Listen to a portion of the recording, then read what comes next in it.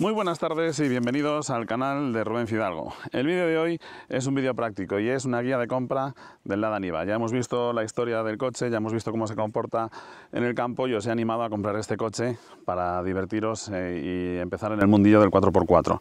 Así que ahora lo que toca es ver cuáles son los puntos débiles de este coche y en qué os tenéis que fijar si os animáis a comprar un Lada Niva para pasarlo muy bien por el campo. Así que venga, al lío.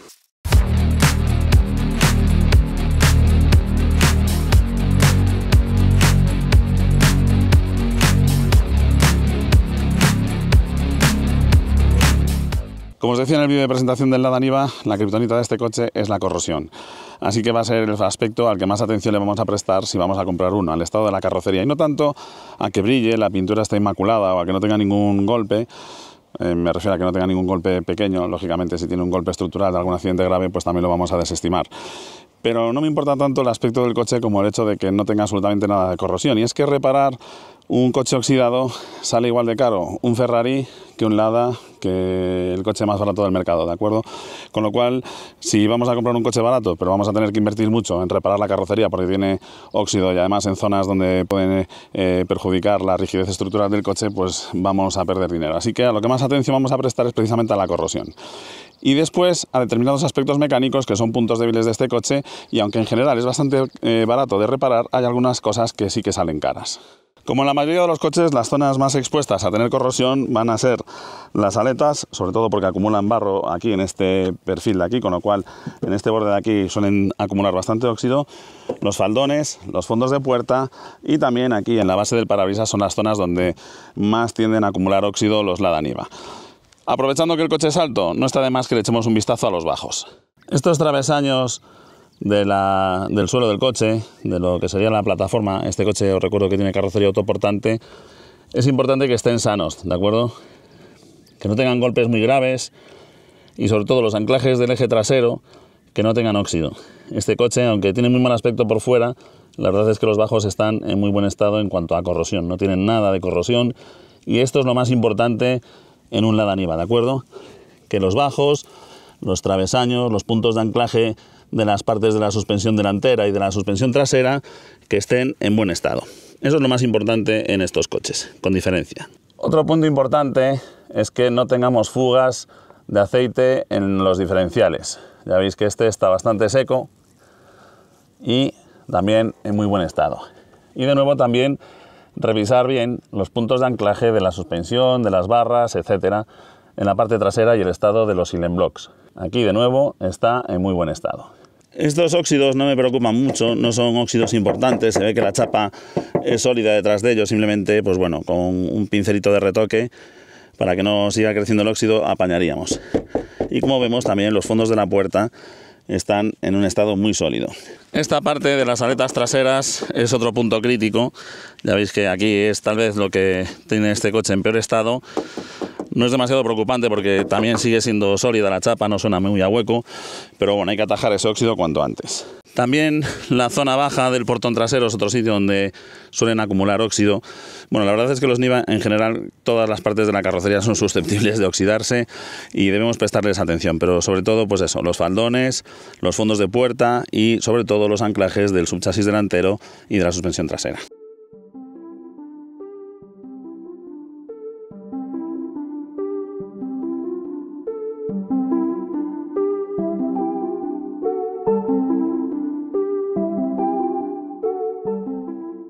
Los neumáticos son caros absolutamente para cualquier coche y en el Lada Niva además tiene una medida que no es demasiado frecuente, con lo cual unos neumáticos de una marca decente van a estar en torno de los 90-100 euros, así que 4 ruedas son 400 euros, con lo cual, pues bueno, si el coche tiene las ruedas en buen estado, es dinerito que nos ahorramos. Otro punto muy importante es la holgura de la dirección. Con alguien que nos ayude, movemos el volante de esta manera y ponemos una mano en las ruedas y vemos si este movimiento se transmite a las ruedas o no. En este caso, que tenemos un coche con dirección asistida, la verdad es que se agradece mucho tener una dirección en buen estado. En el interior es importante que prestemos atención al estado de los asientos. Ya veis que este no monta los asientos originales, estos asientos son de un Mazda, y es que la verdad es que los asientos originales de los Lada Niva son bastante incómodos y es frecuente que se los cambien. Pero bueno, en el caso de que tanto si son los originales como si no, lo importante es que el mullido de los asientos esté bien y sobre todo los anclajes en buen estado y que el respaldo esté bien sujeto a la banqueta, que no tengan piezas rotas. En los asientos originales es frecuente que tengan roturas aquí en la armadura y bueno, no es ni cómodo ni seguro. Un elemento que suele estar roto en prácticamente todos los Lada Niva es el sistema de reglaje en altura de los faros desde el interior. Es bastante habitual que esté rota, así que bueno, el recambio cuesta 35 euros completo y tampoco se muere nadie porque no funcione correctamente. Otro punto importante que debemos revisar es la palanca selectora. Esto lleva aquí unos clips que a veces cogen holgura de forma que la palanca está bastante floja y si tiramos con un poco de fuerza de ella nos quedamos con ella en la mano, así que no está de más darle un par de tirones para asegurarnos de que no se mueve y que esos clips están bien.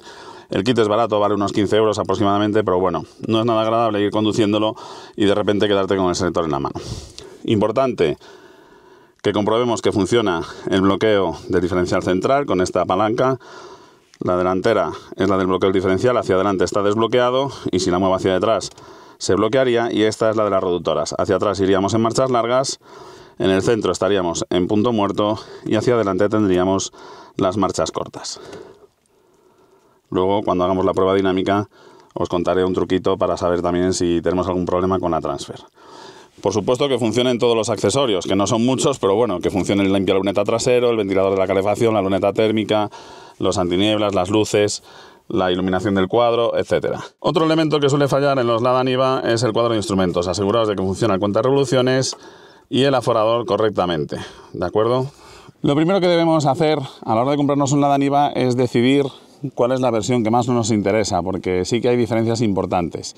Aunque bueno, si encontramos una buena unidad de otra versión diferente a buen precio, pues merece más la pena hacerse con esa unidad y luego tratar de transformarla poco a poco en el que nos gustaría, que no buscar ciegamente la versión ideal.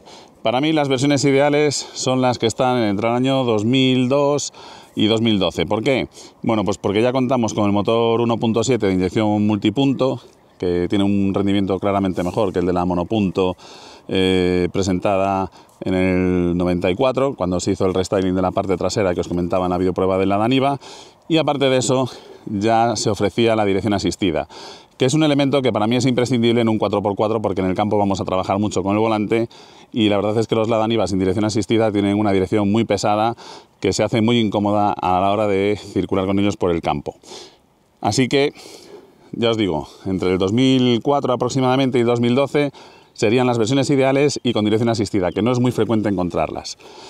¿Por qué no los posteriores al 2012? Bueno, pues porque a partir de esa fecha ya empezaron a montar ABS y los sensores del ABS, aunque es un sistema muy fiable, pues ya es un elemento que nos puede dar problemas si vamos a circular por ello con los Lada Niva por zonas en las que haya mucho barro, agua, etc. Es un elemento más que se puede estropear y que si no lo tenemos, pues dinerito que nos ahorramos. Y la verdad es que en el monte, en la conducción off-road, el ABS, más que ayudarnos, nos puede jugar alguna mala pasada.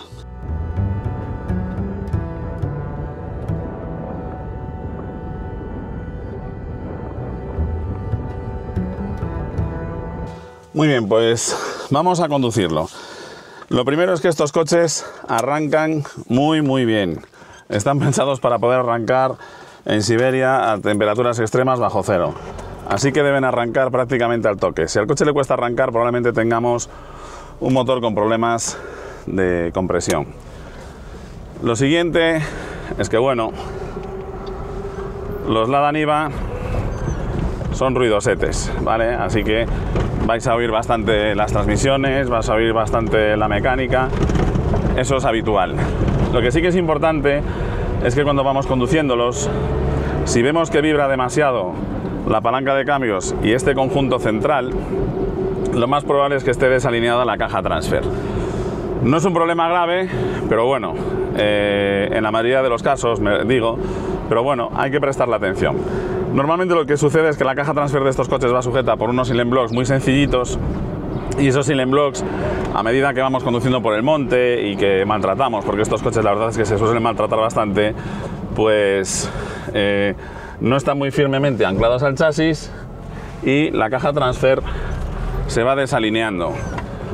La solución es muy sencilla, basta con buscar una zona en la que podamos conducir el coche en línea recta, aflojamos los tornillos de los anclajes de la caja transfer, circulamos con él suave a unos 20-30 km por hora en una línea lo más recta posible y a ser posible eso, en una carretera que tenga el asfalto muy bien, y entonces después de circular unos metros así, la caja transfer se va a ir moviendo y se va a ir alineando ella sola, porque están los anclajes, como digo, algo flojos, y con una llave los apretamos y salimos a probar.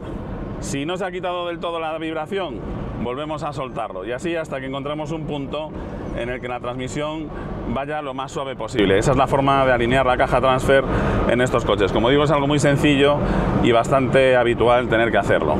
No cuesta nada y cualquiera lo puede hacer. Lo que no debe hacer el coche en ningún caso es ir como a trompicones. Si el coche funciona a trompicones, ahí tenemos ya problemas más graves en la transfer. Cuando probemos si funcionan el bloqueo del diferencial central y el desbloqueo y las marchas cortas y las largas, tenemos que tener cuidado de accionarlas y retirarlas después de haber circulado con el coche en línea recta. De lo contrario, los dientes de los piñones van a estar en tensión y no va a ser nada fácil el manipularlos y la palanca va a estar muy dura. En lugar de forzar la palanca a lo bruto, vamos a mover el coche en línea recta de forma que sea mucho más suave el manipularlo, y además es lo correcto y cómo se deben hacer las cosas.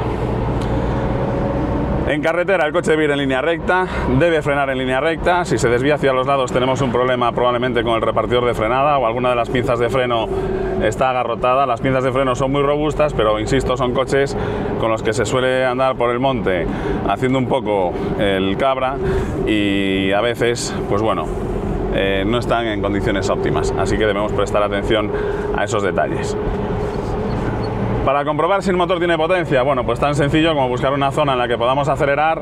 Debería llegar sin problemas hasta los 120 km por hora. La velocidad máxima de estos coches está en el entorno de los 130, 140, con lo cual, pues eso, si en un tramo de autopista coge con cierta facilidad los 120, eso nos va a indicar que el motor está perfectamente sano en cuanto a lo que es potencia.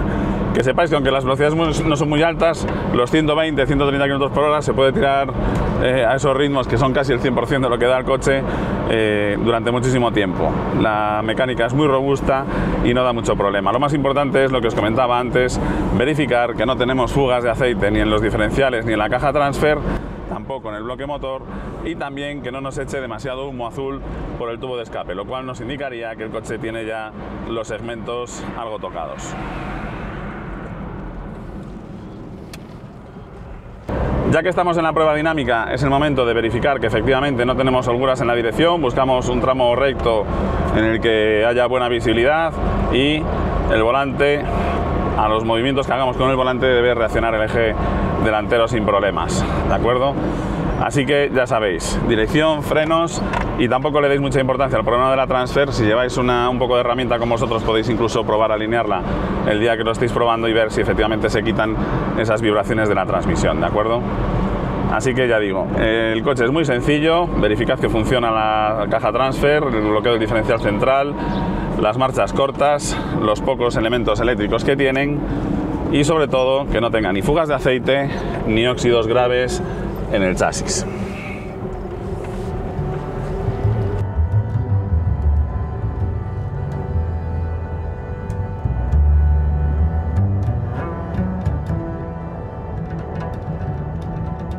No me he vuelto loco, tampoco es un truco de magia y el Lada se ha convertido en un coche 100% capitalista de la noche a la mañana. Lo que así que ha sucedido es que yo ya había creado el material para esta videoguía de compra del Lada Niva, y después de publicar la videoprueba del Lada Niva, Santi, de Documentos del Motor, por cierto os recomiendo que veáis su videoreportaje sobre la historia del Lada Niva, se puso en contacto conmigo porque Jordi Antonés, un gran experto en Lada Niva, una de las personas que más conoce este coche aquí en España y probablemente en Europa, se puso en contacto con él para decirle que, oye, que tú a lo mejor conoces a Rubén y tal, y me ha gustado mucho el vídeo que ha hecho, y como comentaba que quería hacer una guía de compra sobre el Lada Niva, pues bueno, a lo mejor le puedo echar yo un cable y aportar algo de información para completar lo que él vaya a decir. Y así ha sido. La verdad es que hemos tenido varias charlas y varias conversaciones telefónicas electrónicas, y aunque por suerte no he dicho ninguna estupidez en nada de lo que ya había grabado respecto a la guía de compra,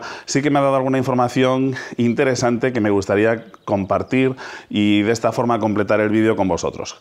Como por desgracia ya no estoy de vacaciones en León y no tengo a mano el Lada Niva, pues no puedo continuar grabando y esforzarme en ponerme la misma ropa que tenía cuando estaba grabando aquel vídeo y etcétera, sino que, pues bueno, han venido así las cosas, así que os voy a comentar algunas de las cosas que me ha comentado Jordi Antonés, que desde luego son muy interesantes si estáis pensando en comprar un Lada Niva. Como os decía, en lo fundamental estamos absolutamente de acuerdo. Lo más importante a la hora de hacerse con un Lada Niva es comprobar el estado del monocasco, de la carrocería, ¿vale? Por un lado, estar absolutamente seguros de que no tiene óxidos en zonas importantes. Me da igual que una puerta esté podrida, un portón esté podrido o un capó esté podrido, porque son piezas que se pueden reemplazar por relativamente poco dinero, pero sí que es importante que los óxidos no estén en zonas estructurales, como os mostraba en el vídeo. Pues son los anclajes de los tirantes de la suspensión, de los brazos delanteros, etcétera. También, al tratarse de un monocasco, los Lada Niva tienen fama de que, a mí me ha sucedido alguna vez, cuando estás en una trialera, la carrocería se retuerce y justo si estás en medio de la trialera a veces no eres capaz de abrir la puerta porque la carrocería está tan retorcida que las puertas quedan entalladas. Ya sé que los anti-Lada diréis que es que la calidad es un desastre, pero bueno, por ejemplo tienes el Tesla Model X con sus famosas puertas tipo Falcon. A mí me ha sucedido probando ese coche que simplemente con subir la rueda trasera de un lado en un bordillo, las puertas tipo Falcon tampoco abren ni cierran, y es un coche, pues bueno, mucho más moderno, muchísimo más caro, etcétera. Es decir, tampoco es algo tan grave que en una postura tan radical como un cruce de puentes o con el coche completamente retorcido en una trialera, las puertas no se abran. Lo que sí que es importante es que estén en su sitio pues los anclajes de la suspensión delantera, etcétera, que el coche no haya sufrido golpes ni haya llevado una vida demasiado azarosa. Como digo, importantísimo el tema de la corrosión. Un detalle muy interesante que me ha contado Jordi y que yo no había caído en ello, y tiene toda la razón, es que claro, la historia de Lada, pues por desgracia tuvo que pasar también la época de la perestroika y del final de la Unión Soviética, y fueron unos años muy complicados tanto para los ciudadanos como para las fábricas. Y en ese periodo, que es más o menos cuando sale el modelo 1700, que las primeras unidades vienen con carburador, y las últimas unidades de los 1600, la calidad se resintió mucho. Los trabajadores apenas cobraban los salarios, no tenían prácticamente para comer, y la calidad del coche también se resintió. Por eso esos modelos fabricados en esos años, me comenta Jordi que son los menos recomendables porque son los que más problemas suelen tener a la hora de tener averías y problemas de calidad en la fabricación. También me comenta que en realidad son coches bastante fiables, y ahí estoy totalmente de acuerdo con él. Lo que pasa es que bueno, son coches que tienen muy mala fama porque también han llevado muy mala vida. Normalmente la gente que se compraba pues un Mercedes como este, primero, todos dormían en garaje, con lo cual los salpicaderos y los interiores no han estado demasiado expuestos a la radiación solar, que es lo que más ataca a los plásticos. Y por otro lado, pues bueno, han llevado una vida en la que les han llevado un mantenimiento exhaustivo en el concesionario oficial, etcétera. Mientras que los Lada y los coches baratos, pues bueno, algunos ni siquiera han llevado el mantenimiento mínimo indispensable, con lo cual es importante tenerlo en cuenta, y que muchos de esos problemas y de esos defectos y de esas cosas que se achacan a la mala calidad del producto en realidad se deben más bien a que han sido coches en general bastante maltratados, con lo cual es importante buscar lo que os comentaba yo también, una unidad pues bueno, que esté bien cuidada. No tanto estéticamente, pero sí en la parte mecánica, que hayan tenido la precaución de cambiarle los aceites cuando tocaban, que les hayan cambiado los silent blocks a medida que se han ido desgastando, etcétera. Otro defecto relativamente común, y que de hecho nosotros lo hemos tenido en el Lada que protagonizó los vídeos tanto de 4x4 como de la videoprueba de Lada Niva, tiene que ver con la quinta velocidad, ¿vale?, en la caja de cambios. Lo de la transfer está perfectamente localizado, ya se explicaba cómo se soluciona. Normalmente es un problema de desalineado, o bien que una de las juntas cardan no está en buenas condiciones, pero bueno, normalmente con alinear bien la caja transfer se soluciona la mayoría de las vibraciones. Pero lo que suele suceder a veces también en los modelos de 5 marchas es que o bien metes la quinta y cuando le apetece salta y te quedas en punto muerto, o bien directamente no tienes la posibilidad de meter la quinta. Y me comenta Jordi Antonés que eso se debe a que en la punta del eje llevan una tuerca que suele ir sujeta con una arandela prisionera, y esa arandela pues a veces se endereza esa doblez que le haces para que la tuerca no pueda girar loca.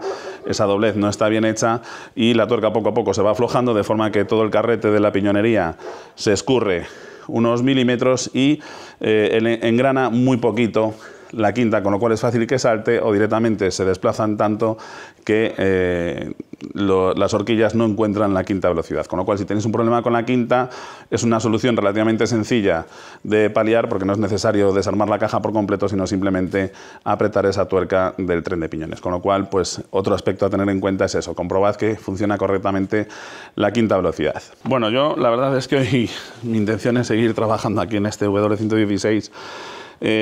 Comentaros simplemente también que, tal y como también os comentaba yo, Jordi Antonés coincide en que los modelos más recomendables son o bien los primeros, en los cuales la calidad era algo mejor, o bien los 1700 multipunto, porque ya tienen caja de 5 velocidades, porque ya tienen el motor con más potencia, se mejoraron algunas cosas como las crucetas de la caja transfer, y el coche, pues bueno, tiene un funcionamiento más fino.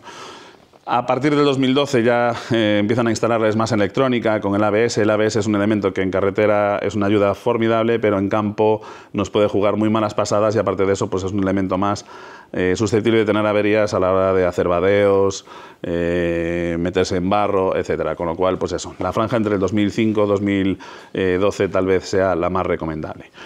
En fin, no me quiero enrollar mucho más, os dejo con la continuación del vídeo. Os pido disculpas por este salto en el tiempo, y también quería agradecerle, por supuesto, a Jordi Antonés su buena predisposición y su amabilidad a la hora de aportar conocimiento. Y es que al final, pues nadie conoce mejor los cacharros que quien está trasteando con ellos en el día a día. Nosotros es un coche que lo conocemos desde hace mucho tiempo, pero que realmente manchándonos las manos en él y trabajando con él, pues lo tenemos desde hace 4 o 5 años, y aunque soy un fan de la información y busco muchos datos sobre los coches, lógicamente Jordi, que lleva más de 15, 20 años disfrutando de estos coches, lo conoce muchísimo mejor que yo, y ha aportado información muy interesante para completar este vídeo. Así que, de nuevo, muchas gracias. Y nada, yo voy a seguir manchándome las manos aquí. Os anticipo que lo que me pasa con este W116 es que a la hora de pasarle la ITV me la echaron atrás por un problema en 2 de las N rótulas que tiene delante, con lo cual pues al final he decidido cambiarle todas las rótulas del eje delantero. Así que nada, voy a empezar a desmontar las rótulas viejas mientras espero a que me lleguen las nuevas para hacer un vídeo de cómo se montan las rótulas para no tener problemas de alineado. Pero bueno, aquí os dejo con la continuación del vídeo de la Daniva, que espero que disfrutéis mucho. Hasta pronto.